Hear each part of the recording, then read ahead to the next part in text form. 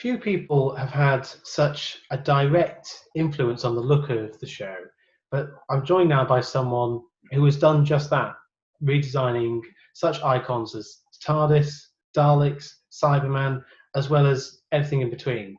I'd like to introduce design assistant and concept artist Matthew Savage. How are you?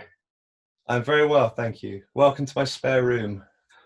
I wanted to take you back, I suppose almost 15 years now, to Doctor Who when you were a design assistant. But what does that actually involve? I think because I was essentially working as a concept designer, but at the time, if you think BBC Wales hadn't made any science fiction drama at the time, so they hadn't employed concept designers. So the concept guys and the sort of drafts people, the technical draftsmen, the BBC kind of credited us all as design assistants. So under that umbrella, I was a concept designer working for Ed, the designer, Edward Thomas.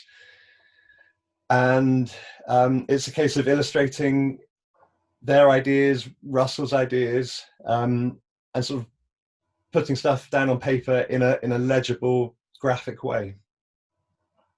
So had you worked with Ed before, or was this your first encounter with him? It's first time with almost all of that team. I knew one of the guy, a friend of mine, Dan Walker, was already there, and he was working as a concept artist, and he was going to move on. And I was very junior at the time. He sort of hooked me up and got me talking to Ed. But yeah, it was my first time with all of those chaps down there. And had you been aware of the show before? Because of course this was the sort of big revival of it. Mm. Oh yeah. I tried to play it cool, but no, I was a huge fan growing up. That was my a staple part of my sort of childhood. Star Wars, Doctor Who, all of those kind of things. I loved it, and I was thrilled. And I was very junior at the time, but I made an active sort of spearhead attack to get onto the production.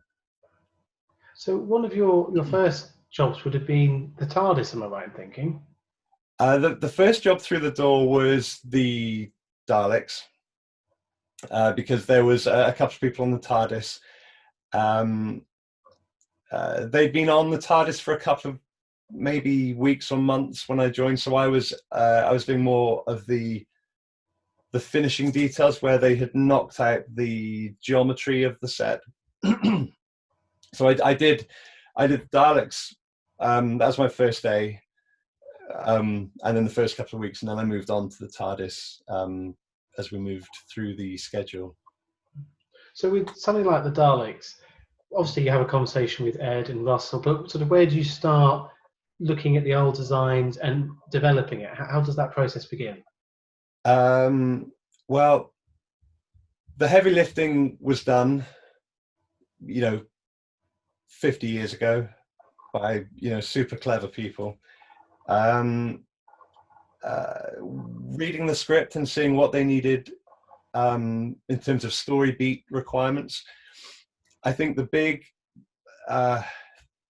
brief, or the big thing Russ was trying to push, was that they had become quite jokey in the public's eye in the lifespan of Doctor Who and the years it was off TV. They had become less credible. So I think, from memory, the brief was credibility, weight, danger. The geometry is kind of perfect, so it was more about finish details, paint finish, technical details, and just to make them not funny, and to make them, like the tanks that they should be. And it's a design that still remains in the show, sort of 15 years on. So obviously, it was a huge success. Well, That's very kind to say. I mean, I'd like to think so. I'm super proud to be, you know, one of the many people involved, because obviously there's myself, Edward, Russell. Obviously, he was the architect of the whole thing, and then you know, working with Mike Tucker and his team. My TV doctor growing up was the Sylvester McCoy years, so I knew of Mike anyway. You know, it was come and work on the Daleks. You know, come and meet Mike Tucker. He's going to make it. So, this is amazing. I need to I need to play it cool, but this is the best job I'm ever going to have. Because obviously your drawings are not just for physical props, but also in terms of the Dalek, when it opens up and there's sort of CG elements involved. How important is a concept design when you're sort of talking green screen or CG? There's always an overlap. When the Dalek opens, you're dealing with Mike Tucker's people, you're dealing with the mill, and obviously Neil Gorton's people doing the creature. So you have to kind of work within what you're going to do, not step on the toes of other people, because Neil's going to design the creature. The mill are going to do the opening mechanism, but if you know, we're going to suggest the design and the movement of how that would open. So and I was 23 or 24, so it was my first sort of concept job, and I was really just finding my feet, trying to I was probably too timid. I was trying not to step on anyone's toes, but I was also trying to, you know, do the you know, the job I wanted to do. But it was a good baptism by fire, because there's always a crossover with VFX, special effects, you know, potentially creature, costume. It's a good way to kind of get an overview of the whole production. And of course, it's worth saying that you weren't just designing Daleks, TARDIS, but every sort of alien interface or poster, you know, all those sort of smaller set details or props. So Doctor Who must have been a very demanding job, because there was so much. Yeah, I think that probably took everyone by surprise, and it was certainly a good learning curve for me, because Ed gave me the Daleks to work on, but then the next week I might just be doing a door or a surround for a monitor that's going to be some kind of door mechanism, and it's like, well, that's a frame.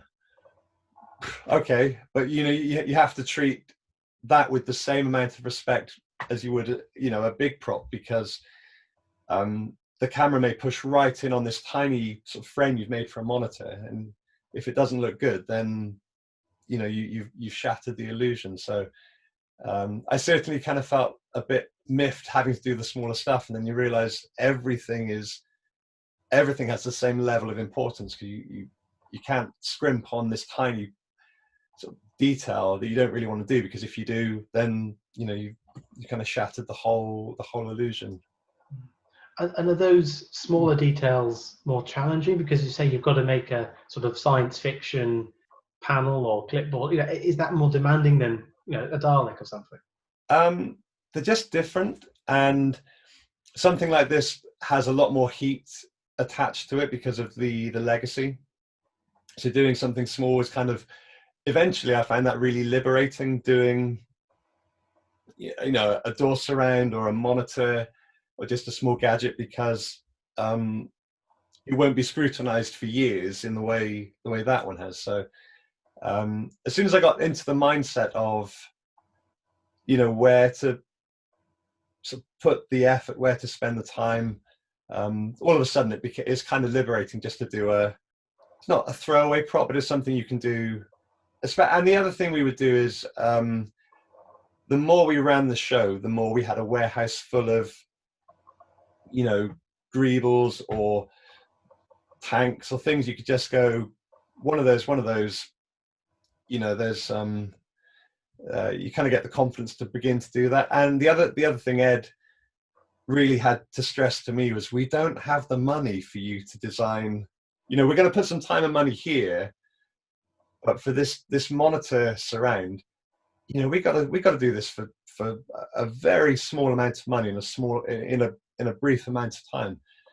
So you kind of learn to do things on the hop, and where you can, because Ed was so good at that job, because he would understand what would become iconic, what is iconic, and what is, I don't want to use the term throwaway, but what is going to be seconds of screen time versus potentially years of scrutiny. So yeah, it's just, you know, divvying up time and money. And of course, what's special about Doctor Who is that it jumps between time periods. You know, you do things like End of the World, which is science fiction full of monsters, and then next week is The Unquiet Dead, which is Victorian. Do those sort of period ones require less from your point of view, or is that more historical research? It require, I mean, going through season 1, episode 2, The End of the World, was really intense for me. But then we didn't shoot in episode order, thinking, but we did episode 2 and 3 in a block, which is The End of the World and The Unquiet Dead. The End of the World was very busy for me, with lots of small gadgets, you know, big set extensions. And then The Unquiet Dead was a much more research-based episode for me. I remember making mood boards and gathering sort of appropriate photography and anything that could help Ed. I remember reading the script and thinking, well, I'm out of a job because there's nothing for me to design here. And Ed, it was, I think almost it was like an apprenticeship for me, that job, because I was still relatively young. And Ed gave me research to do, and I kind of understood the difficulties he'd be facing, because as you say, you know, space station, Victorian, Earth, you know, that's really, really hard to do. And do well. And I think that first series, actually, I think it's one of the best crafted seasons in terms of the look of every episode. But yeah, I did lots of research, mood boards, just moving your mindset from the future to, you know, the past very quickly, overnight, you know, your future, you know, past. So how much lead time and prep do you have for an episode? Are we talking weeks, days? I wouldn't want to say. I don't know what they get now. Weeks. I mean, because it'd be a rolling situation with Ed would oversee the whole thing with Stephen Nicholas, the supervising art director, and then you would have a art director or standby art director, which that first block was Julian Luxton, and they would come in and do their block, and then the next art director would do their block. And I mean, from memory, I feel like they would have only had 4 to 6 weeks prep, but maybe less. I don't know. You'd have to check with them, but not much. You know, it would be quick. And of course, in terms of iconic designs, you also were involved in the revival of the Cybermen, which I imagine would have been a similar process to the Daleks, you know, sort of a consultation with all involved. Yeah, I mean, I was involved, but that is kind of Neil Gorton's department. I was thrilled to do anything and to have been involved, but we were almost guesting on, you know, what he was doing. So I did some illustrations, but it was firmly sort of Neil's sort of baby. But I think because of the just the sheer importance of the Cybermen, I think Ed kind of got myself and a couple of other people to chip in. I mean, I draw Cybermen all day. They were always my favorite, and yeah. But again, that's I'd have to say that's Neil Gorton's sort of baby. But we were sort of lucky enough to help and be involved. So would that be the process for all sort of prosthetics, things like the Slitheen, a lot of the aliens in End of the World? Would you always sort of go through those steps? No, I mean creatures. I'd love to have been involved in creatures, but again, that that would definitely be divvied up to creature.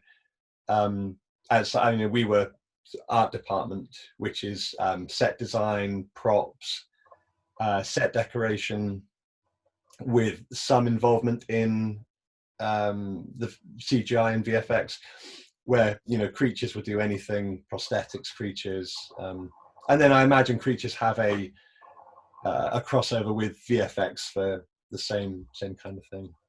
We're one big happy family of cross pollination. But of course, as well as working on the early years of Doctor Who, you were there for Torchwood as well. With a more adult audience, does that mean you can push it a little bit more? What does that allow you in terms of creative freedom? I think, I mean, I moved over to Torchwood as more of an art director. Again, I was still pretty young, and I didn't really I remember feeling quite out of my depth because I was art directing that show to some degree, because Ed at that point was over 2 shows and then eventually over 3 shows at the same time. So he put different people in in different shows to kind of almost deputize the design responsibility. I think Torchwood, again from memory, I think it was more a case of lighting everything differently. We still we could light everything in a more adult way. We had a good long lead in on that hub, the Torchwood hub, which was a huge for TV and for BBC Wales at the time. That was a massive undertaking. That hub, the steelwork. I don't know how much it cost at the time, but it was.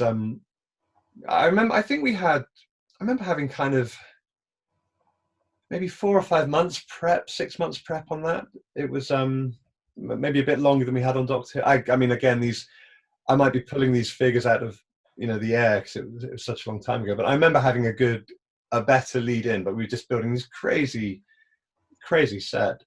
In terms of being more adult and darker, I mean, that was led by the script, but we could certainly sort of suggest to the DOP about the lighting everything a bit differently and sort of bringing the light down a bit.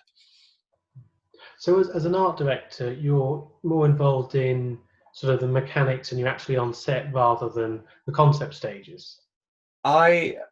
Yeah, I mean, you start. I didn't massively enjoy it because I kind of had to give the concept work over to other people and guide them. And then I just remember running stuff to set and being quite stressed a lot of the time.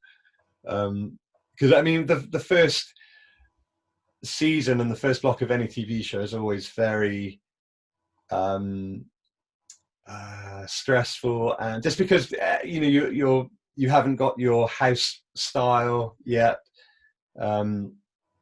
But no, it was a lot more running around, a lot more sort of divvying up the work and giving it to people instead of doing it yourself.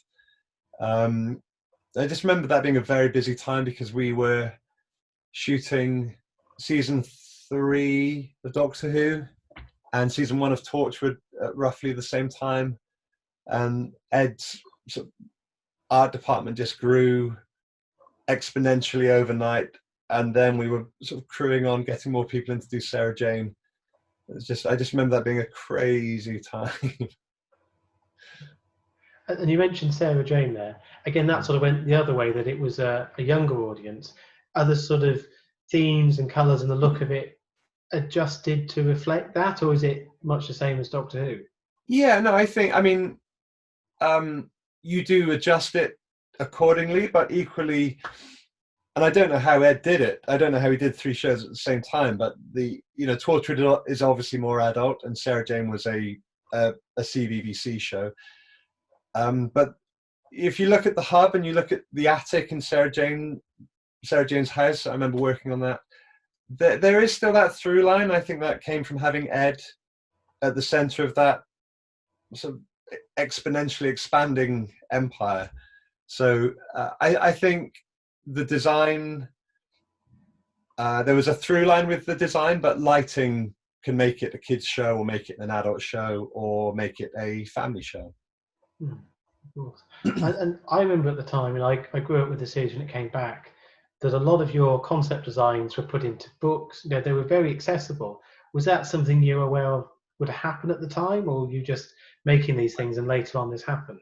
Yeah, I mean, I imagined it would happen to some extent. It did seem to happen more and more.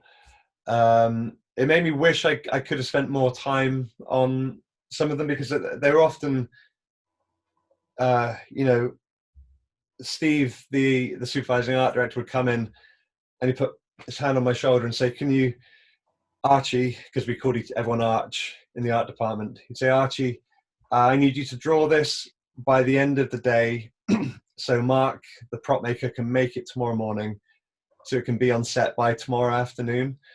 And now that wouldn't faze me quite so much, but I remember at the time going, right. So a lot of that work was kind of done on the fly. But again, that's a good way to learn and a good apprenticeship. So I would see it pop up in magazines. I think I did that in an hour, or that, but it doesn't matter. You know, it was an an absolute privilege to have it out there, and yeah, it was a really fun and exciting time. And as the show, was established success, it continued to be a big success. When you then look at something like redesigning Matt Smith's TARDIS, there's then obviously that added pressure of there's been a success before, this has got to be more of that. Do you approach it with that mentality, or do you approach it as we're redesigning a prop? I kind of approach it with the mentality that I'm just really excited to do it. Maybe I'm a bit naive about how much things get scrutinized, but because I did work on the Eccleston TARDIS, but I joined slightly late to have a bigger impact. So with the Matt Smith interior, Edward got myself and Dan Walker back, and I think we had 3 weeks, just the three of us brainstorming, and they were, it was kind of, they had a bit of a run-in, because they were shooting the David Tennant final sort of special episode, so they were slightly quieter or coming to the end, and they weren't shooting the Matt Smith episodes until the following year. So we had just a bit of time to just freestyle and sketch. That's that's all I ever wanted to do, was sit in a room with my friends and draw TARDISes. So I never feel the pressure if you've got to do something really super quick, but when it's just drawing with your friends, it's like that's magic time. And more recently, you've worked extensively on the new Star Wars films. How does the scrutiny and the workload compare between the two? As it's a film, do you get a little bit longer, a bit more flexibility? You have more time, you have more money, you have more resources. It's just, you just get more of everything. It's again with Doctor Who and Star Wars, they were my big sort of childhood things, so I kind of come to them with excitement as opposed to paranoia and scrutiny about how things are going to be examined. But it's like two different worlds. The schedules are different. I mean, they're both tough. I mean, Star Wars, they are, and they still don't have enough money. There's still, there's 200 million plus, but still don't have enough money to do everything we want. It's just, they just want to do bigger things. So, but yeah, you get the prep and the lead and the run-in, all that kind of stuff is vastly different. Looking back on Doctor Who, is there any particular prop or costume or something that you can look at and go, that is your influence on that particular one? I think I mean, I was always really proud. I did Captain Jack's blaster on season 1, and I'm sure I can say this now, but Ed, when we finished shooting, Ed gave me the actual prop, the screen use prop, and it's the only thing I've ever managed to take or be given, and it kind of represents a lesson he was trying to teach me about design, because I was still pretty young and meek, and someone else suggested I did a color change or a different material, and Ed had been kind of teaching me to, if that's how you think it should be, you should say. And I said, no, we're going to do it this way. And Ed remembered that, and when I finished, he gave me the prop on a sort of little mount stand, and I'm super proud of the prop. It comes back. I've seen it. I haven't watched Doctor Who for a couple of years actually, but I know that prop has come back because they asked to borrow it from me to use it in the show. So I charged them to rent it back to the BBC. But I love that prop. I love designing it, and so I'm very fond of it because it reminds me of a lesson that Ed, my friend, taught me, and it's something that lesson I still use, in the film work I do now. So having been taught that lesson as a sort of new to the job, do you now pass that on to people working with and underneath you? Yeah, I'd like to think so, because you kind of have, when you work in the film industry and you start out, you have to pitch yourself correctly, and you have to be you have to be fairly humble and know you're in a hierarchy, but equally you do have to be a bit ballsy, because otherwise you're going to be the film industry is full of egos, and your voice has to be heard, even if you are a quiet, polite person. You still have to like I say, be a bit ballsy sometimes. So but equally you can't be too cocky, because younger people coming into the film industry, when they're full of themselves and it's hard pitching your personality so you don't drown, but equally you need to progress and move forward. So yeah, I'd like to think I pass that message on. Well, on that note, I'd just like to say thank you very much for your time, Matthew. It's been absolutely fascinating. Oh, you're welcome. It's nice to take a hazy walk down memory lane.